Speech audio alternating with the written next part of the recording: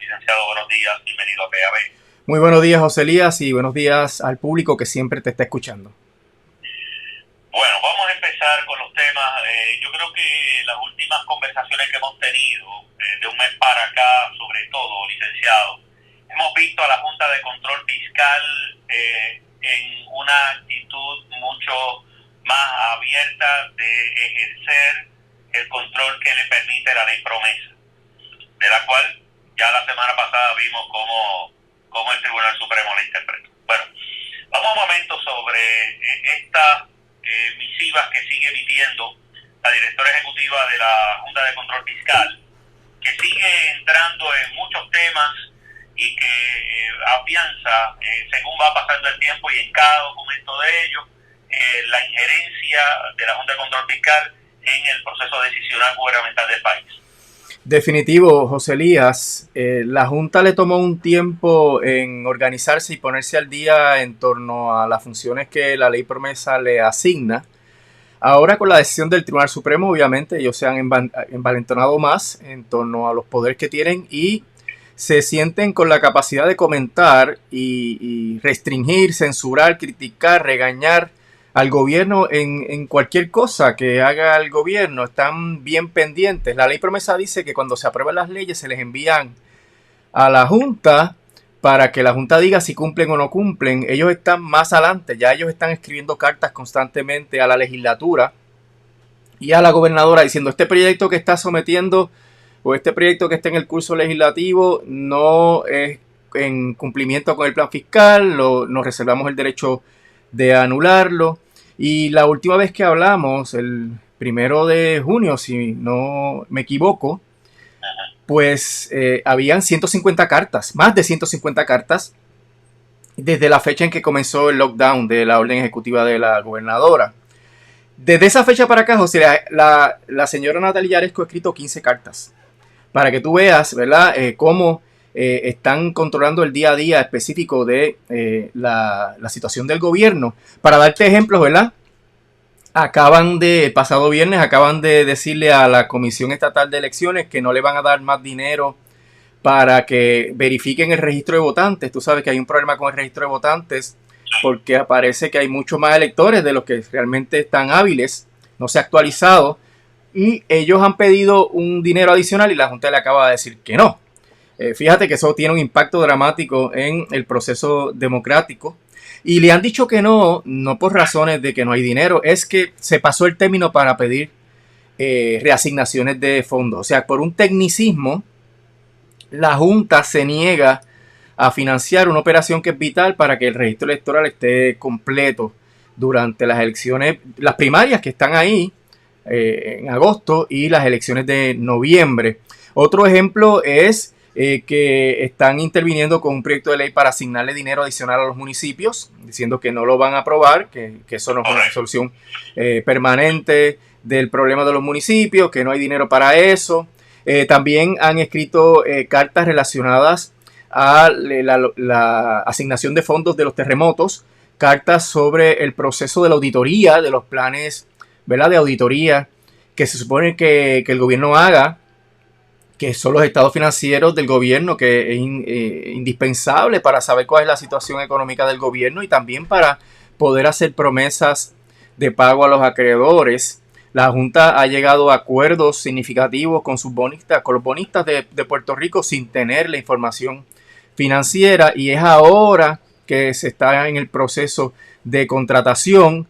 También hay cartas en torno al incumplimiento del plan fiscal de la Autoridad de Energía Eléctrica, que es vital para el pueblo de Puerto Rico que haya una energía a costo razonable, energía renovable, no contaminante, etcétera.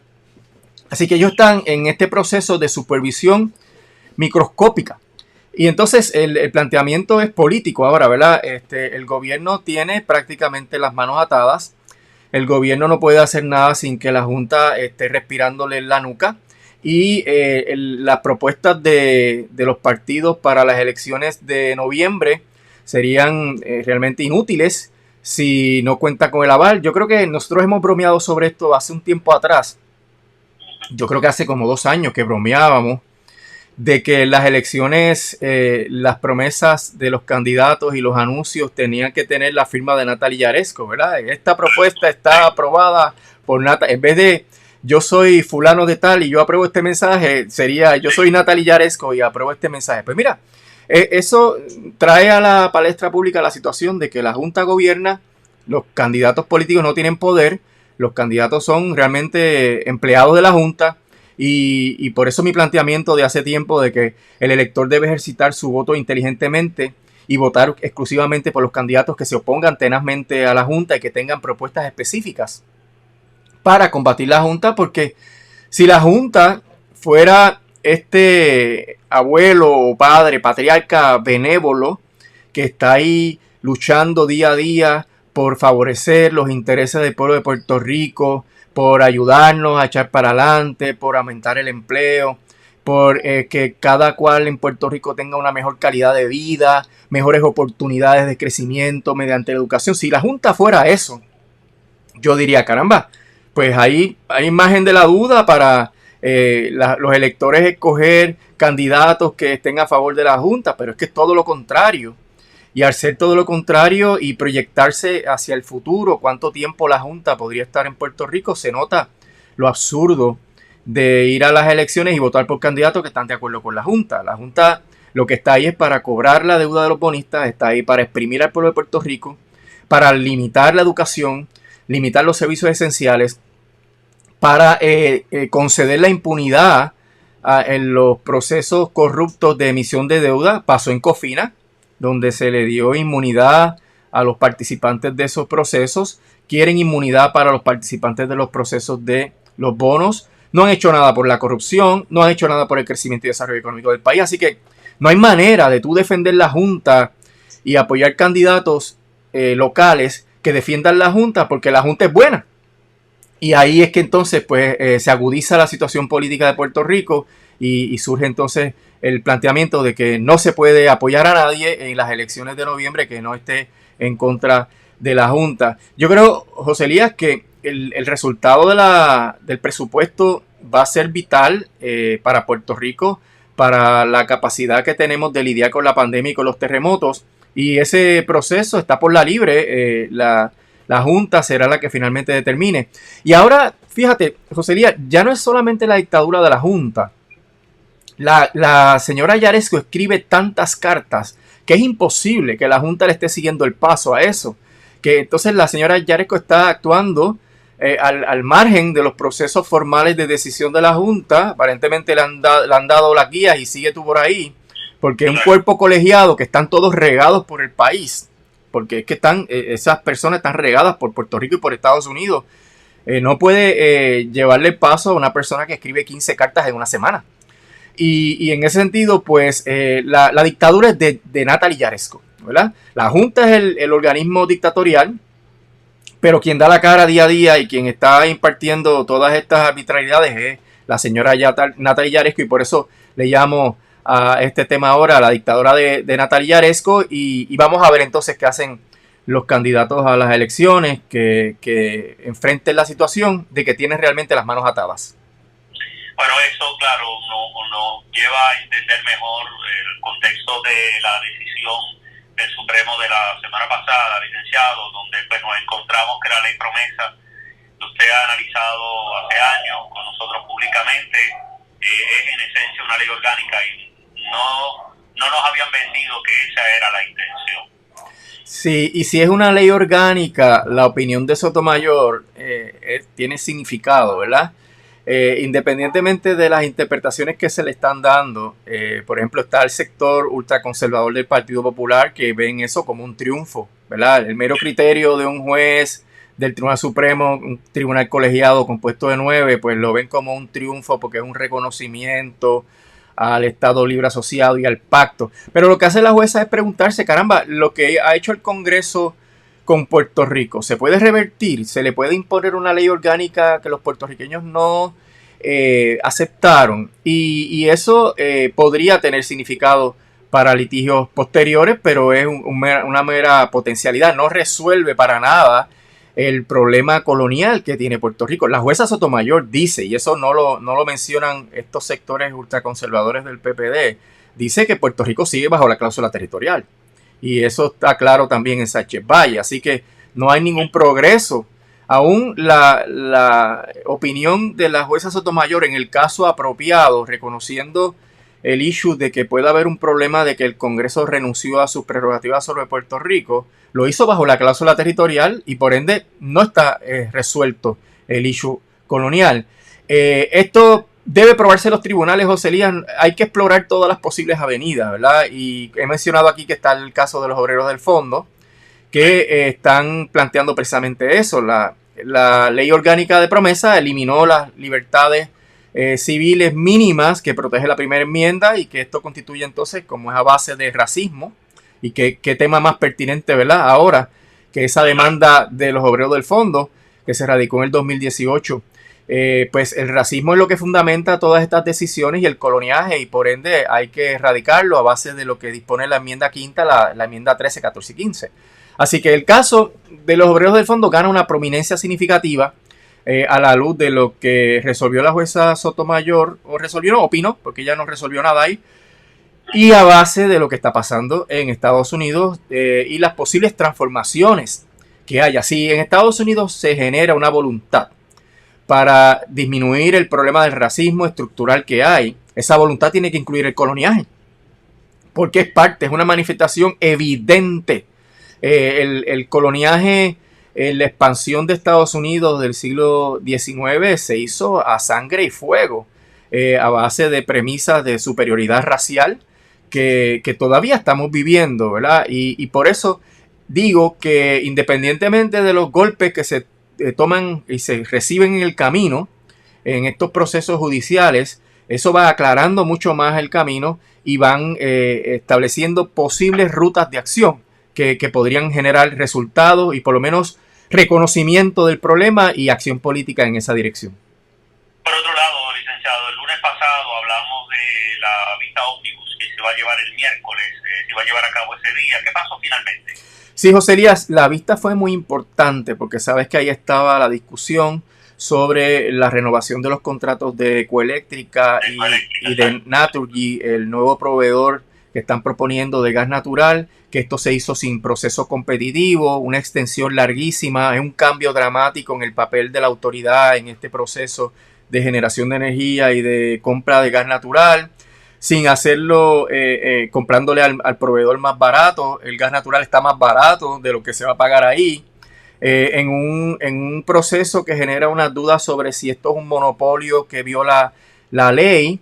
Y la jueza escuchó los argumentos, fue argumentado por la UTIER, por la licenciada Jessica Méndez Colbert, por mi socia, y el resultado en términos de las preguntas que hizo la jueza fue muy significativo porque resulta que son contratos nuevos, no son contratos viejos que la jueza puede autorizar, y al ser contratos nuevos no hay jurisdicción de la Corte, y la jueza se lo preguntó específicamente a los abogados de la Junta, y si eso ocurre, que no hay jurisdicción, el caso tiene que regresar al negociado de energía, y como son contratos nuevos, tenían que haber pasado por el proceso de competencia de licitadores, y eso es vital para que Puerto Rico pueda tener ahorros significativos en el costo de energía, y esto podría significar en cientos de millones de dólares de ahorros, si no más, si es que entran otros suplidores. Es cierto, la autoridad tendría que volver a la mesa de negociaciones con Ecoeléctrica, tal vez Naturgy se queda fuera,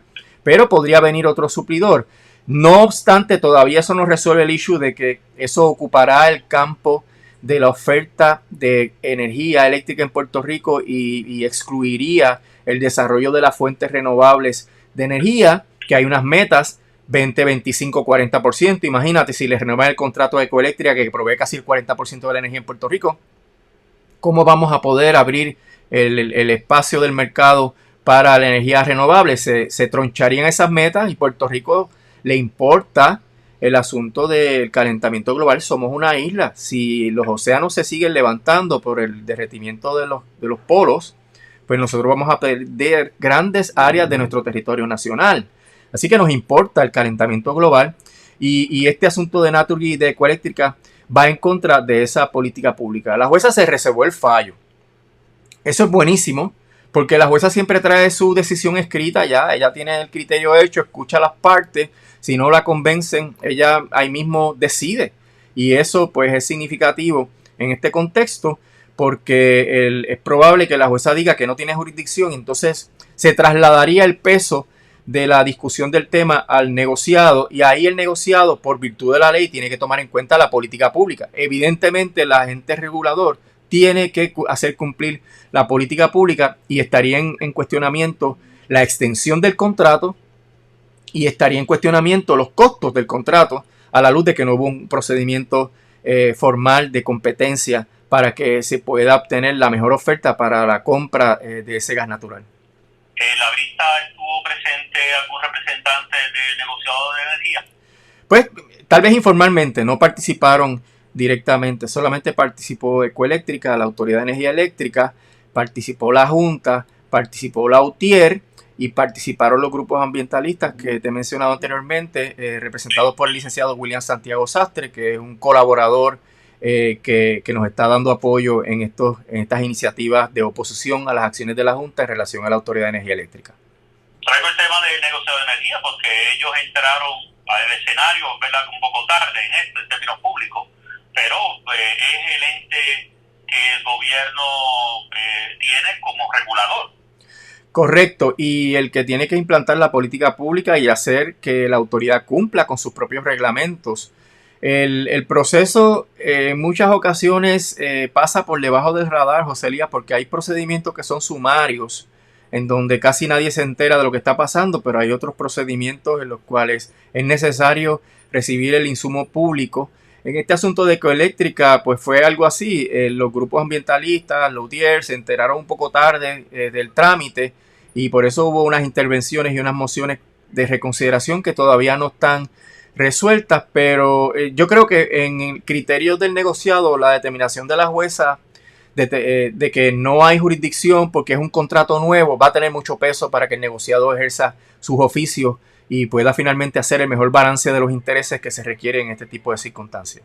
Bueno, licenciado, por otro lado, y otro tema de seguimiento al caso que se sometió por la American Civil Liberties Union, demandando al gobierno de Puerto Rico, a nombre de dos periodistas, Sandra Rodríguez Coto y Rafael González Rafael, en cuanto a la violación de derechos constitucionales en función de la Ley 35 del 2020 y de la Ley 20 del 2017. El gobierno respondió durante la semana pasada, y el argumento, yo no sé, ¿verdad?, si hasta cierto punto le es sorpresivo o no, quizá a los oyentes tampoco les pueda ser sorpresivo, y es que planteó asuntos de legitimación activa. Bueno, ya usted tuvo la oportunidad de ver el documento, lo que presentó el gobierno.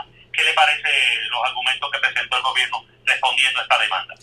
Son los argumentos típicos que presentan para defender las leyes que están cuestionadas porque violentan derechos constitucionales, ¿verdad? Y particularmente en los procesos en la Corte Federal.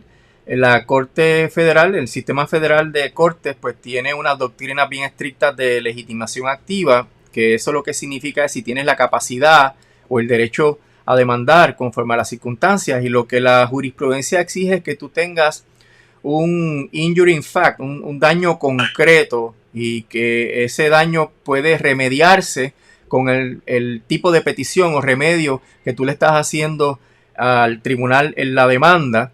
Y para eso pues hay que alegar hechos concretos de por qué Rafael y Sandra Rodríguez Coto tienen un daño específico en sus prerrogativas constitucionales. Hay que ver, obviamente, que aquí, cuando se trata de la primera enmienda, hay unas doctrinas bien importantes, la de vaguedad, que he explicado anteriormente, que es que la ley no es suficiente específica y concreta para entender qué es lo que está prohibiendo, y la sobreextensión, que es que además de prohibir expresión que se puede prohibir, prohíbe otro tipo de expresión, y aquí entra en juego el efecto inhibitorio o el chilling effect que tienen esas leyes. Si yo soy periodista y yo estoy aquí para divulgar un nuevo escándalo del gobierno que tiene que ver con la pandemia, caramba, yo podría estar pensándolo 2 veces antes de publicar o antes de utilizar palabras específicas, antes de hacer señalamientos específicos. Y eso tiene ese efecto inhibitorio. Las personas o periodistas podrían estar inhibiéndose de hacer expresiones y en ese sentido se violenta la amplitud que tiene que tener la libertad de expresión. Que en la libertad de expresión se permite el debate de ideas falsas, José Elías. Es que el mero hecho de que la expresión sea falsa no la saca del ámbito de la protección constitucional. Hay un margen de error que la primera enmienda, de hecho el Tribunal Supremo ha dicho que la primera enmienda necesita espacio para respirar y sobrevivir. Si tú no tienes ese margen de error, pues hay mucha gente que se va a inhibir, particularmente cuando un error en lo que estás publicando podría generar consecuencias penales. En el campo de la difamación, donde lo que está en juego es el interés de una persona privada o de una persona pública, si se dan otros criterios, ¿verdad? Pues el tribunal hace un balance de intereses y hay que hacer la publicación con conocimiento de la falsedad o sin hacer, en el caso de una persona privada, sin hacer las debidas diligencias para saber si esa información es cierta o no. No significa que la información tiene que ser cierta, es que tú hayas hecho las diligencias. Así tú ves que aún en el campo de la difamación hay un margen de error para tú publicar noticias que no son correctas. Y eso es porque se hace este balance de intereses entre la persona privada, su intimidad, su dignidad personal y los derechos de libertad de prensa y expresión. Y ahí es que están los criterios del caso de New York Times versus Sullivan, que establece también cuando se trata de personas públicas que tiene que haber un grave menosprecio de la verdad. Que la noticia sea falsa y que se haya publicado con un grave menosprecio de la verdad. Y esto no es el caso de esta ley de noticias falsas. Esta ley va mucho más allá de eso porque evidentemente está castigando información que debe ser vital su publicación para el entendimiento de una emergencia y por ende tiene que estar cobijada a esa expresión también por ese margen de error. Cuando se hacen planteamientos de legitimación activa, José Elías, el demandante debe evaluar bien si sus hechos están bien alegados, de por qué sus clientes tienen un daño específico y concreto. Y si hay duda, se puede enmendar la demanda. Así que esto no es, esa contestación a la demanda, lo que te da es los argumentos de la parte contraria del gobierno en este caso, y ahí tú evalúas tu demanda y puedes añadir hechos. Si ellos dicen que lo que los demandantes en este caso están haciendo es especular sobre el potencial de que un día, porque yo publiqué algo, me acusen, pero que efectivamente ellos están publicando columnas sobre el tema y no ha habido ninguna persecución criminal, porque eso es lo que están alegando. Están diciendo, esto es una mera especulación de los demandantes y de hecho ellos han seguido publicando. Ellos podrían decir, bueno, yo he seguido publicando, pero no he publicado esto porque me da miedo esto, me he publicado la otra cosa, me inhibí de publicar esta noticia. Ellos podrían, lo que ellos publican no es indicativo de que no se han inhibido, porque tú puedes haber hecho un proceso previo, mental, interno, decir, esto lo voy a decir de esta manera, esto no lo voy a decir así porque me arriesgo. Así que los demandantes en este caso deben tal vez enmendar su demanda y especificar circunstancias en las cuales han tenido que inhibirse de ejercer sus prerrogativas constitucionales por el miedo a ser perseguidos penalmente, y ahí podría haber un espacio para que encuentren que hay legitimación activa. Yo creo que las alegaciones del gobierno sobre legitimación activa son las tradicionales que se hacen, pero evidentemente hay que enfrentarlas. Lo otro que dicen es que no se cumple con los criterios de injunction porque no ha habido un procesamiento criminal que requiera acción inmediata del tribunal. El injunction es un mecanismo de ley extraordinario que se utiliza para evitar un daño irreparable, pero en Estados Unidos y en Puerto Rico se ha reconocido que en las áreas de libertad de expresión sí puede haber un daño irreparable. No es tan concreto como el decir que voy a sufrir procesamiento criminal, sino también que me estoy inhibiendo, no estoy ejerciendo mis prerrogativas constitucionales. Fíjate que la primera enmienda federal de la Constitución Federal dice que el pueblo tiene el derecho a exigir la reparación de los agravios. Y eso es esencial para que el gobierno reaccione y que reaccione a la luz de las peticiones, y no solamente las peticiones, sino las protestas y las expresiones de prensa en torno a cómo se está comportando el gobierno. Así que estamos en Estados Unidos, esta es la libertad civil más importante, José Elías. A diferencia de Puerto Rico, que se ha resuelto que cuando choca la libertad de expresión y la libertad y dignidad individual humana, ¿verdad? Pues prevalece la dignidad humana. Y eso pues en unas limitadas circunstancias también. Pero estamos entonces ante un caso que está reclamando ese derecho que está en la cúspide de los derechos constitucionales de la Constitución Federal, así que el tribunal va a tener que hacer un análisis bien detallado sobre esos reclamos y determinar si esa moción de desestimación tiene razón o no tiene razón. Licenciado, quiero como siempre agradecer su tiempo y la oportunidad que nos brinda conversar aquí en PAB. Seguiremos hablando más adelante. Como no, José Elías, estamos a la orden y que pases buen día. Igual.